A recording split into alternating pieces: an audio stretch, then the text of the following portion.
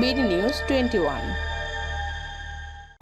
ভোটের ফলাফলের পার্সেন্টেজ নিয়ে কোনো কেন্দ্রে বলা হয়েছে 200%-এর বেশি হয়ে গেছে, তো এটি বিভিন্ন গণমাধ্যমে প্রকাশিত হয়েছে, এটা নিয়ে আসলে আপনাদের অবস্থা? কালকে এটা again another example of bad journalism. ওইখানে যিনি রিপোর্টটা করেছেন ওনার উচিত ছিল যিনি রিটার্নিং অফিসার তাকে একটা ফোন দেওয়া, তাহলেই কিন্তু এটার দ্রুত উনি একটা উত্তর পেতেন। উনি তাকে, আপনি যদি রিপোর্টটা দেখেন ওইখানে কিন্তু উনি কাউকে ফোন দেননি। উনি ইলেকশন কমিশনকেও ফোন দিতে পারতেন, উনি যিনি যেই কেন্দ্র থেকে যেই জায়গা থেকে এটা অরিজিনেট হয়েছে তাকেও ফোন দিতে পারতেন, কাউকে ফোন দেননি। এটা তো বেসিক জার্নালিজম যে একটা কোশ্চেন হয়েছে আমি কার কাছে উত্তরটা জানবো।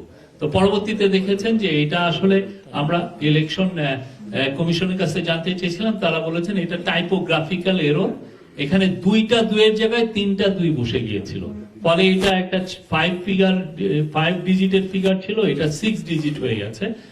অরিজিনাল যেই ডকুমেন্টে রিটার্নিং অফিসার সাইন করেছেন সেটা ঠিক ছিল এবং ওইটা ইমিডিয়েটলি এটা কারেক্ট করা হয়েছে।